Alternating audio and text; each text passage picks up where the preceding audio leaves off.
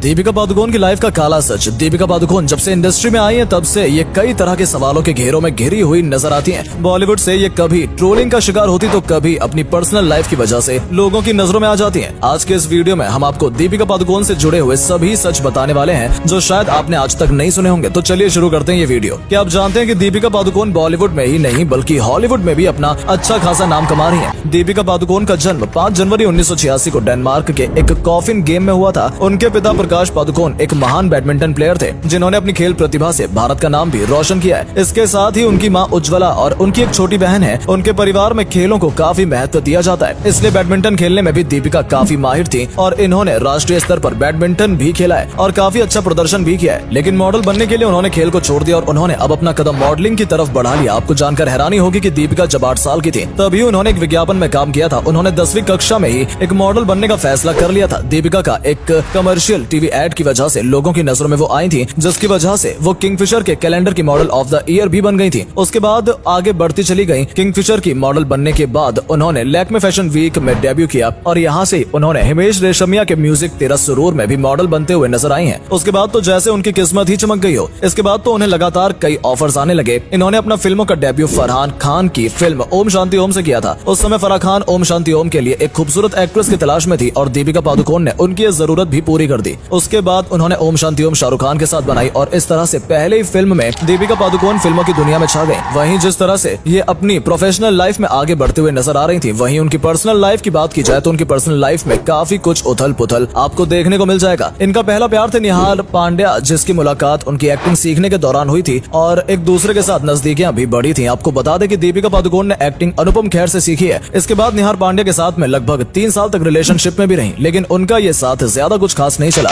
और ये थोड़े समय बाद ही एक दूसरे से अलग हो गए। दीपिका के प्यार का सफर यहीं खत्म नहीं होता है।